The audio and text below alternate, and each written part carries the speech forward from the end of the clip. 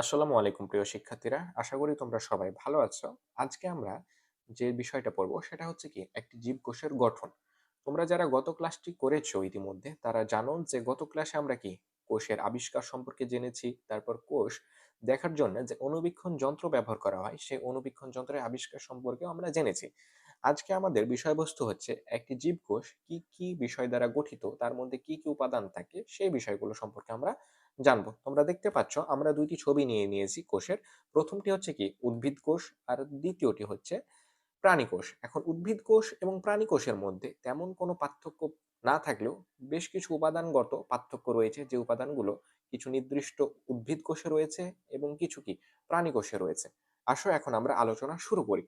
আচ্ছা, সাধারণত উদ্ভিদ কোষ এবং প্রাণী কোষ দুইটি নিয়ে আমরা আলোচনা করব এবং তোমাদের পাঠ্যক্রমে কোষের যে অঙ্গাণুগুলো নিয়ে আলাদা আলাদা ভাবে আলোচনা করা হয়েছে আমরা কি সেগুলো নিয়ে আলোচনা করব। এর বাইরে কি আজকে আমরা আলোচনা করব না, কারণ সেগুলো তোমাদের পাঠ্যক্রমের বাইরে চলে যাবে।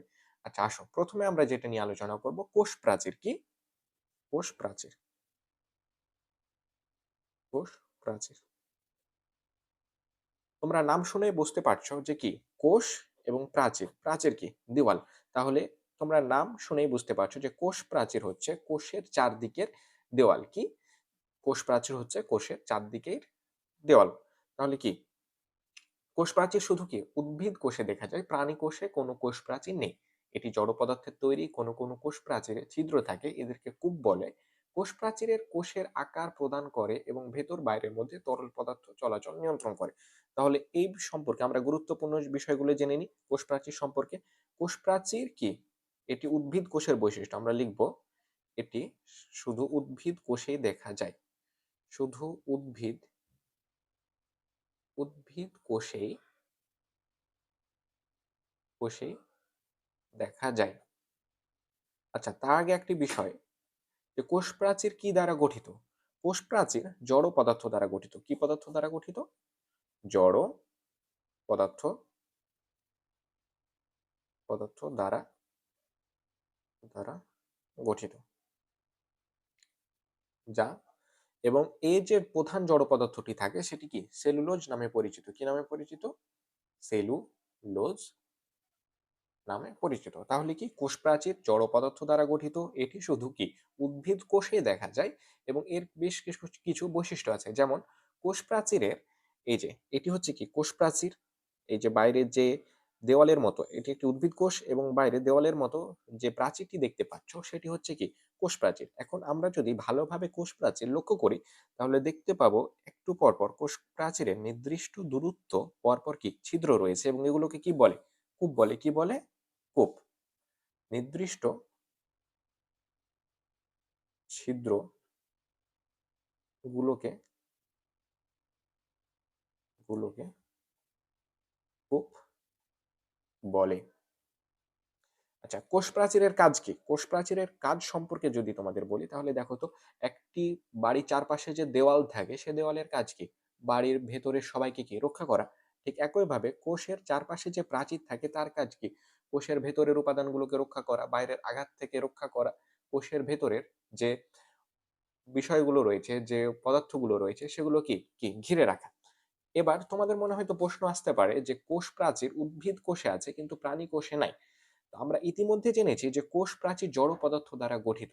এই জড় পদার্থ দ্বারা কোষ প্রাচীর গঠিত হওয়ার কারণে কোষ প্রাচীর জড় পদার্থের মাধ্যমে গঠন হওয়ার কারণে কি কোষ প্রাচীরটা কি শক্ত এবং অনমনীয়। এখন দেখো, উদ্ভিদ কোষে কোষ প্রাচীর থাকে, উদ্ভিদকে কি চলাফেরা করতে হয় না, উদ্ভিদের বৃদ্ধি ঘটে, কিন্তু প্রাণী কি এক জায়গা থেকে অন্য জায়গায় চলাফেরা করে। এখন প্রাণীর কোষে যদি কোষ প্রাচীর থাকে এবং সেগুলো যদি অনমনীয় বা শক্ত হয় তাহলে কি অনমনীয় এবং শক্ত কোষ প্রাচীরের কারণে সেগুলো কি হবে? প্রাণীর চলাচলে কি বাধা সৃষ্টি করবে। ঠিক একই কারণে প্রাণী কোষে কোষ প্রাচীর থাকে না এবং উদ্ভিদ কোষে কোষ প্রাচীর থাকে। হ্যাঁ, তাহলে আমরা কি কোষ প্রাচীর সম্পর্কে জানলাম। এখন তারপরে যে অঙ্গাণুটি সম্পর্কে আমরা জানবো সেটি কি? সেটি হচ্ছে প্রোটোপ্লাজম। প্রোটোপ্লাজম তোমাদের বই কি বলেছে যে প্রোটোপ্লাজম হচ্ছে কোষ প্রাচীরের অভ্যন্তরে পাতলা পর্দা বেষ্টিত জেলির ন্যায় আধা তরল বস্তুটিকে প্রোটোপ্লাজম বলে। তাহলে আমরা চিত্রে দেখি, এই যে বাইরের যে অংশটি সেটির নাম কি? কোষ প্রাচীর। এই কোষ প্রাচীরের ভেতরে কোষঝিল্লি সহ এই যে পাতলা পর্দা বিশিষ্ট বেঠিস্থ যে তরল বস্তুটি থাকে সেটি কি? প্রোটোপ্লাজম। তাহলে প্রোটোপ্লাজমের কয়টি অংশ? প্রোটোপ্লাজমের ৩টি অংশ। কি? ১ নাম্বার কোষ প্রাচীর, কোষঝিল্লি, কোষঝিল্লি। ২ নম্বরে যেটি থাকে সেটি হচ্ছে সাইটোপ্লাজম, সাইটোপ্লাজম এবং ৩ নম্বরে সেটি হচ্ছে নিউক্লিয়াস, নিউক্লিয়াস। এক কথায় তোমরা শুধু মাথায় রাখবা যে কোষের কোষ প্রাচীরের অভ্যন্তরে সকল বিষয়কে একত্রে প্রোটোপ্লাজম বলে। কি? কোষের কোষ প্রাচীরের অভ্যন্তরে যতগুলো সজীব বস্তু রয়েছে সবগুলোকে একত্রে প্রোটোপ্লাজম বলে। এবং প্রোটোপ্লাজম সম্পর্কে আরেকটি গুরুত্বপূর্ণ যে লাইনটি তোমাদের মাথায় রাখতে হবে, কারণ এখান থেকে কি এমসিকিউ আসতে পারে, সেটি হচ্ছে জীবনের ভিত্তি। তাহলে কি প্রোটোপ্লাজমকে জীবনের ভিত্তি বলা হয়? এটা মাথায় রাখবা যে একে জীবনের ভিত্তি বলা হয়, ভিত্তি বলা হয়। প্রোটোপ্লাজমকে কি বলা হয়? জীবনের ভিত্তি বলা হয়। তাহলে কি আমাদের প্রোটোপ্লাজম সম্পর্কে কি আমরা জানলাম। এরপরে যে অঙ্গাণুটি সম্পর্কে আমরা জানবো সেটি হচ্ছে কি কোষ ঝিল্লি। কি? কোষ কোষ ঝিল্লি। আচ্ছা, কোষ মানে তো কোষ, আর ঝিল্লি হচ্ছে পর্দা। তাহলে কোষের বাইরের যে পর্দা সেটা হচ্ছে কি? কোষ ঝিল্লি। তাহলে কোষ ঝিল্লির সংজ্ঞা যদি আমরা বলি তাহলে কি সম্পূর্ণ প্রোটোপ্লাজমকে ঘিরে যে নরম পর্দা দেখা যায় তাকে কোষ ঝিল্লি বা সেল মেমব্রেন বলে। কোষ ঝিল্লি। তাহলে কি প্রোটো আমরা লিখব প্রোটোপ্লাজমের বাইরের বাইরের যে সজীব পর্দা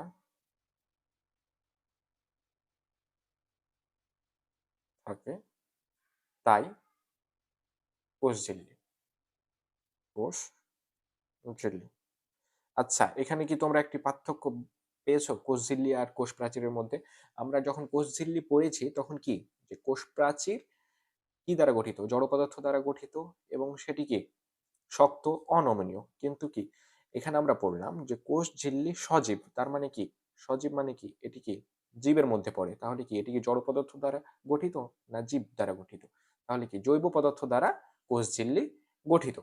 তাহলে কোষঝিল্লি কাজ কি সে সম্পর্কে আমরা জানি। এটি কোষের ভেতরে ও বাইরের মধ্যে পানি, খনিজ পদার্থ ও গ্যাসের চলাচল নিয়ন্ত্রণ করে। এই যে কোষঝিল্লি যেটি রয়েছে সেটি কি কোষঝিল্লির ভিতরে কি সকল অঙ্গাণু থাকে, সকল জৈব অজৈব পদার্থ থাকে। তাহলে দুইটি কোষের মাঝে যখন কোষঝিল্লি থাকে, দুইটি কোষকে আলাদা করে রাখে কে? কোষঝিল্লি।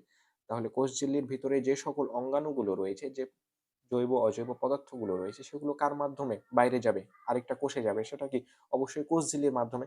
তাহলে কোষঝিল্লি সম্পর্কে আরেকটি যেটি বিষয় মনে রাখতে হবে তোমাকে, যে কোষের ভেতরে এবং বাইরের মধ্যে পানি, খনিজ পদার্থ ও গ্যাসের চলাচল নিয়ন্ত্রণ করে। তাহলে আমরা লিখতে পারি যে এটি কোষের ভেতরে ভেতরের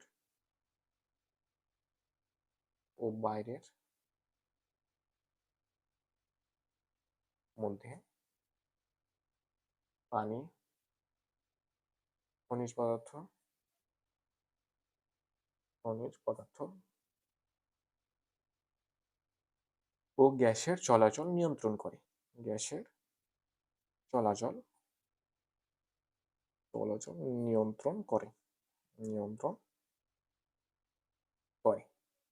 তাহলে কি আমরা ইতিমধ্যে তাহলে কি কোষঝিল্লি সম্পর্কে জানলাম।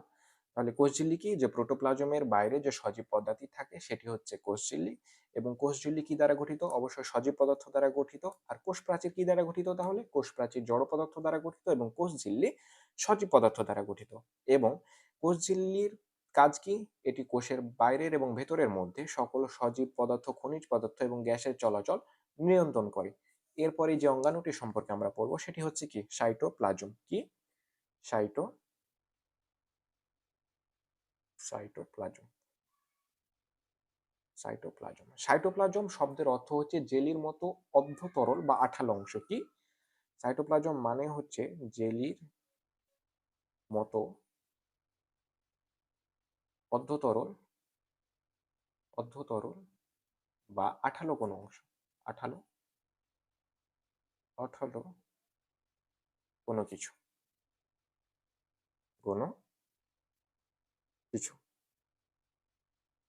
তাহলে কি প্রোটোপ্লাজম সম্পর্কে আমরা যখন পড়ি, যে এইদিকে দেখো প্রোটোপ্লাজমের মধ্যে কি থাকে, কোষঝিল্লি, সাইটোপ্লাজম, নিউক্লিয়াস। তাহলে প্রোটোপ্লাজম থেকে যদি আমরা এই নিউক্লিয়াসকে বাদ দিই তাহলে কি থাকে, কোষঝিল্লির ভেতরে যে অংশটি থাকে সেটি হচ্ছে সাইটোপ্লাজম। তোমরা চিত্রের দিকে ভালো করে লক্ষ্য করো যে বাইরের যে পর্দাটি থাকে সেটি হচ্ছে কোষ প্রাচীর, তার ভিতরে যে ঝিল্লিটি থাকে সেটি কি, কোষ ঝিল্লি। এখন কোষ ঝিল্লির ভিতরে আরেকটি যে বৃত্তাকার অংশটি থাকে, এই যে এ অংশটি, এটি কি, নিউক্লিয়াস। তাহলে কি এই নিউক্লিয়াস আর কোষ ঝিল্লির বাদে যে অংশটি থাকে সেটি কি, সাইটোপ্লাজম।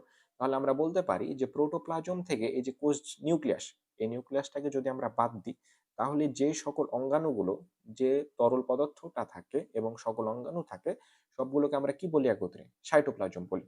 তাহলে তোমরা মাথায় রাখবা যে প্রোটোপ্লাজম থেকে নিউক্লিয়াসকে বাদ দিলে লিখবা প্রোটোপ্লাজম থেকে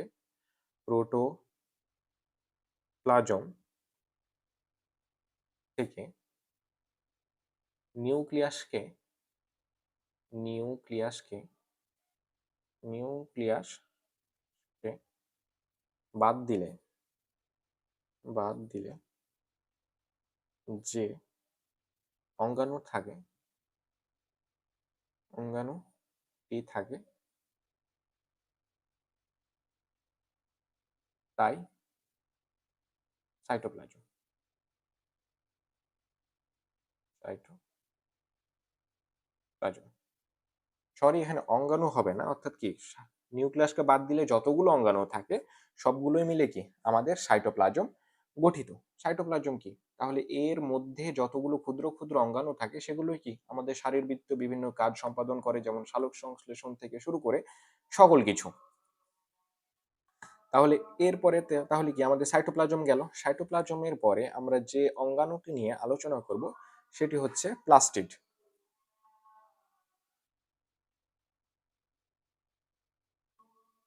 প্লাস্টিড, প্লাস্টিড কি, আচ্ছা তার আগে আমরা প্লাস্টিডের চিত্রটি দেখে নিই। আচ্ছা এখানে তোমরা যদি ভালো করে লক্ষ্য করো তাহলে যেটি দেখতে পাবা সেটা হচ্ছে, আচ্ছা এখন আমরা প্লাস্টিড নিয়ে আলোচনা করব। প্লাস্টিড কি, তোমরা যদি চিত্রের দিকে ভালোভাবে লক্ষ্য করো, এই যে এখানে যে বৃত্তাকার উপবৃত্তাকার অঙ্গাণুটি দেখছো সেটি কি, ক্লোরোপ্লাস্ট। এই ক্লোরোপ্লাস্টই হচ্ছে প্লাস্টিড। প্লাস্টিডকে আমরা যদি বলি যে সাইটোপ্লাজমে অবস্থিত যে ক্ষুদ্র দানাদার অঙ্গাণুটি থাকে সেটি হচ্ছে প্লাস্টিড। তাহলে তোমরা সংজ্ঞাটি আমার সাথে লিখে নাও যে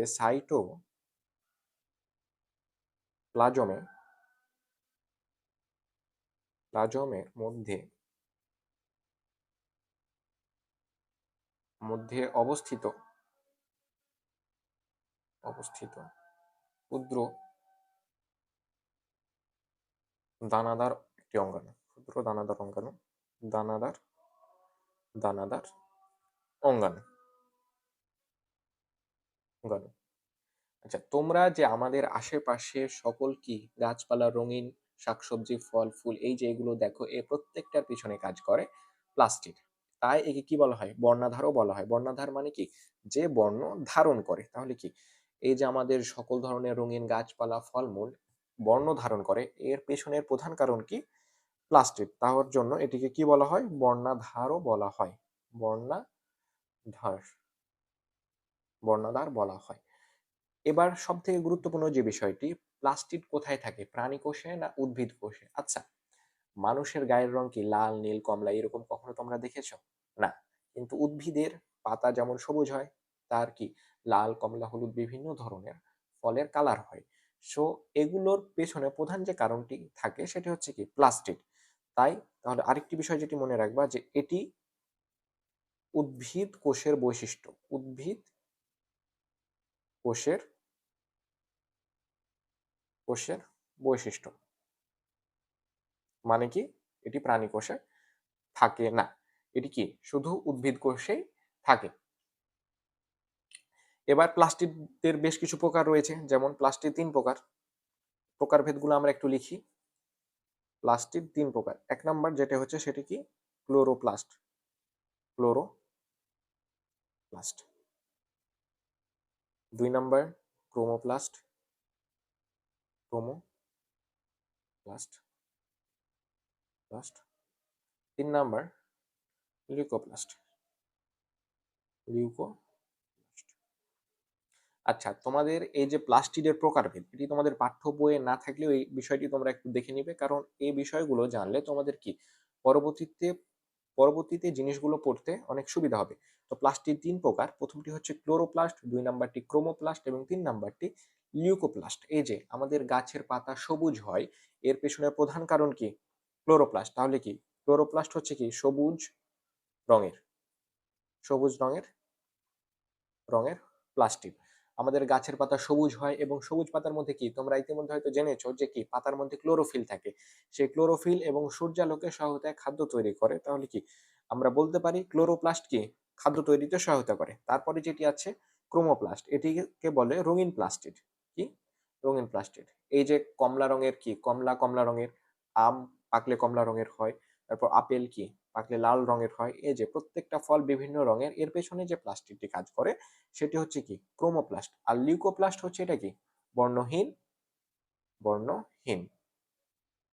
অর্থাৎ কি লিউকোপ্লাস্ট কোনো বর্ণ না, এটি সাদা কালারের। যেমন কি উদ্ভিদের শিকড় যখন তোমরা দেখো কি সেটা কি কোনো লাল কমলা হলুদ এমন ধরনের না, শিকড় হচ্ছে কি বর্ণহীন সাদা ধরনের।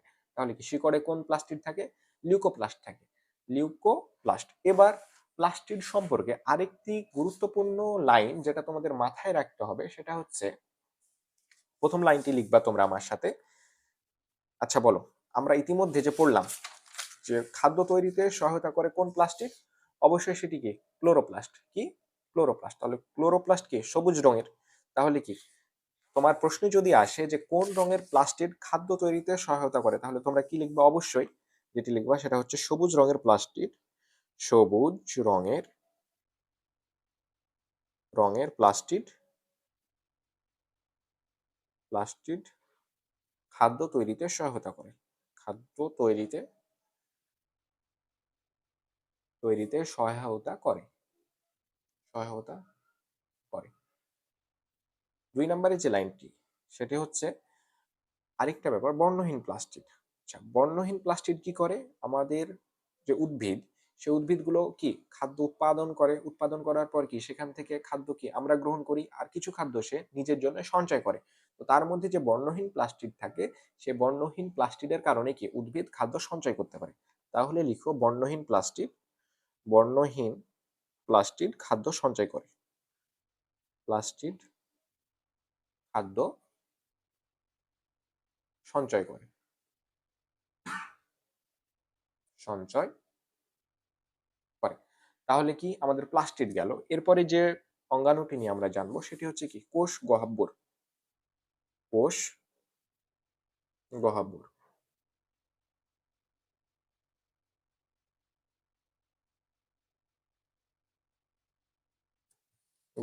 কোষ গহ্বর নাম শুনে বুঝতে পারছো কোষ গহ্বর মানে কি কোষের ভেতরে থাকে কোনো গর্ত। এই যে তোমরা যদি উদ্ভিদ কোষের দিকে লক্ষ্য করো, উদ্ভিদ কোষের মাঝে যে এই যে গর্তের মতো যে বিষয়টি দেখতে পাচ্ছ সেটি কি কোষ গহ্বর। কোষ গহ্বর সম্পর্কে জানতে হলে তোমাকে যে বিষয়টাকে খেয়াল করতে হবে, কোষ গহ্বর আসলে কার বৈশিষ্ট্য। তুমি যদি দুইটি কোষ ভালো করে লক্ষ্য করো, উদ্ভিদ কোষের ভেতরে কি গর্তের মতো অঙ্গাণুটি রয়েছে, কিন্তু প্রাণী কোষে কি এই গর্তের মতো অঙ্গাণুটি রয়েছে না। তাহলে আমরা বলতে পারি কোষ গহ্বর উদ্ভিদ কোষের বৈশিষ্ট্য। কোষ গহ্বর উদ্ভিদ কোষের বৈশিষ্ট্য। উদ্ভিদ কোষের বৈশিষ্ট্য। তবে কিছু কিছু ক্ষেত্রে প্রাণী কোষেও কোষ গহ্বর দেখা যায়, তবে কি সেটা খুবই ছোট। এখন দেখো তোমাদের বইয়ে কি বলেছে, পেঁয়াজের কোষ পরীক্ষা করে দেখবে যে কোষের মধ্যে বৃহৎ একটি ফাঁকা জায়গা রয়েছে, এটিকে কোষ গহ্বর বলে, যেটি আমরা কি চিত্রের মাধ্যমে দেখলাম। নতুন কোষের গহ্বর ক্ষুদ্র বা অনুপস্থিত থাকতে পারে, কিন্তু পরিণত কোষে উদ্ভিদ কোষ একটি গহ্বরটি বেশ বড় থাকে। আচ্ছা, একটি কোষ যখন বিভাজনের মাধ্যমে উৎপত্তি হয় একটি কোষের, তখন কি কোষটি অত্যন্ত ছোট থাকে। সেই ছোট কোষে কি আমরা কোষ গহ্বর দেখতে পাই না। কিন্তু ধীরে ধীরে যখন কোষটি বড় হয় তখন কি এর কোষের মধ্যে একটি কি বড় কোষ গহ্বর দেখা যায়। আর উদ্ভিদ কোষে কি আমরা তো দেখলাম যে উদ্ভিদ কোষে অবশ্যই কোষ গহ্বর থাকে, কিন্তু প্রাণী কোষে দেখা যায় না, তবে থাকলেও সেটি কি খুবই ছোট। কোষ গহ্বরের কাজ কি? কোষ গহ্বরের মধ্যে কি থাকে? কোষ গহ্বর অবশ্যই কি বিভিন্ন ধরনের পদার্থ সঞ্চয় করে। আচ্ছা, উদ্ভিদের কোষের মধ্যে যে গহ্বরটি রয়েছে অবশ্যই এর নির্দিষ্ট কোনো কাজ রয়েছে নাকি গহ্বরটি এমনি এমনি রয়েছে? একদমই না। কোষ গহ্বরে নির্দিষ্ট কিছু কাজ রয়েছে, সেটি হচ্ছে কি বিভিন্ন ধরনের পদার্থ সঞ্চয় করা। কি পদার্থ সঞ্চয় করে? কোষ গহ্বর পানি, খনিজ লবণ, খনিজ লবণ, শর্করা, বর্জ্য পদার্থ, বর্জ্য পদার্থ সহ নানা ধরনের জৈব অজৈব পদার্থ কোষ গহ্বর সঞ্চয় করে। আচ্ছা, এখন তোমাদের মনে হয়তো প্রশ্ন আসতে পারে যে উদ্ভিদ কোষে কোষ গহ্বর থাকলেও প্রাণী কোষে কোষ গহ্বর থাকে না কেন? কারণ প্রাণী কোষে বিভিন্ন ধরনের পদার্থ সঞ্চয় করার জন্য তার আলাদাভাবে কোনো গহ্বর প্রয়োজন হয় না, কিন্তু উদ্ভিদ কোষের কি পানি সহ অন্যান্য সকল ধরনের পদার্থ সঞ্চয় করার জন্য একটি গহ্বরের প্রয়োজন হয়, এবং সেই কারণে উদ্ভিদ কোষে কোষ গহ্বর থাকলেও প্রাণী কোষে কোষ গহ্বর থাকে না।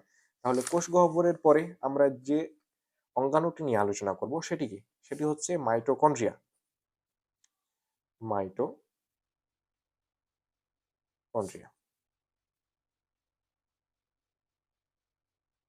কন্ড্রিয়া মাইটোকন্ড্রিয়াকে কোষের পাওয়ার হাউস বা শক্তির ঘর বলা হয়। কি বলা হয়? এটিকে কোষের power house, power house house বা শক্তিঘর বলা হয়। শক্তিঘর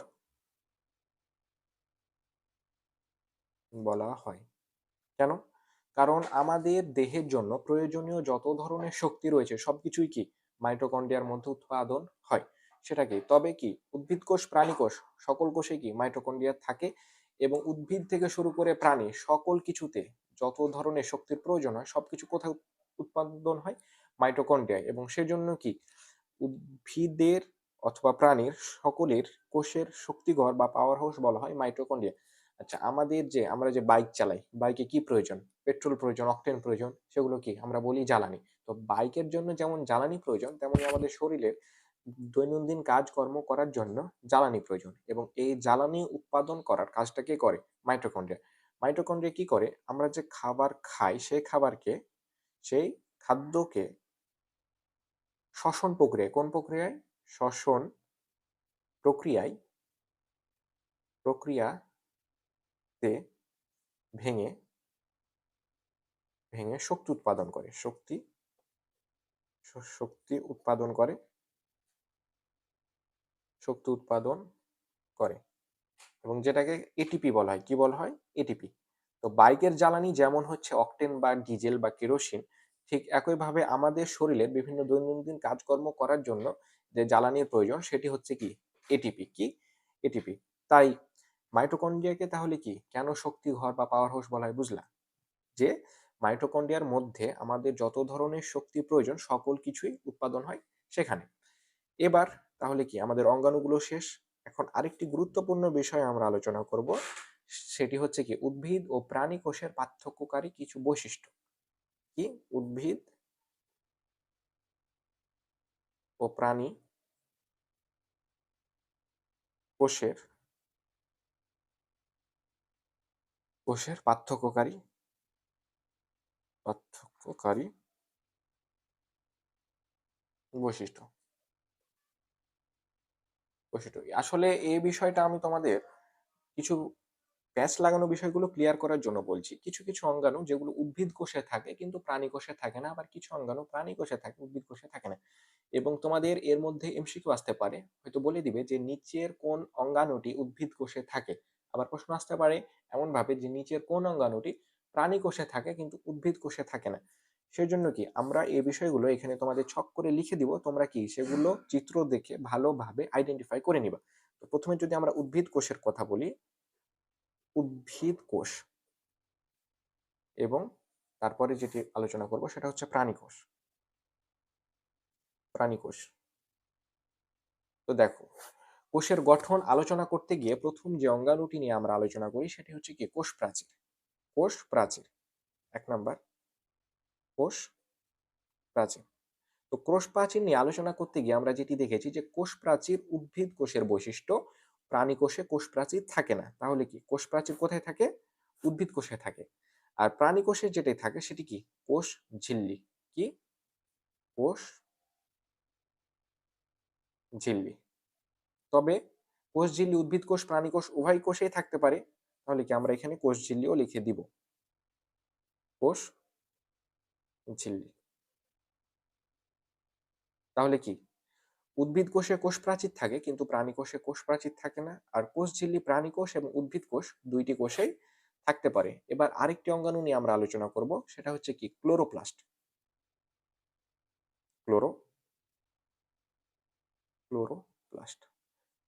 আচ্ছা, আমরা বললাম যে ক্লোরোপ্লাস্ট যে প্লাস্টিড, সেই প্লাস্টিডের কারণে উদ্ভিদ খাদ্য তৈরি করতে পারে। এখন তোমাদের কাছে আমার প্রশ্ন, যে প্রাণী কি নিজের খাদ্য নিজে তৈরি করতে পারে?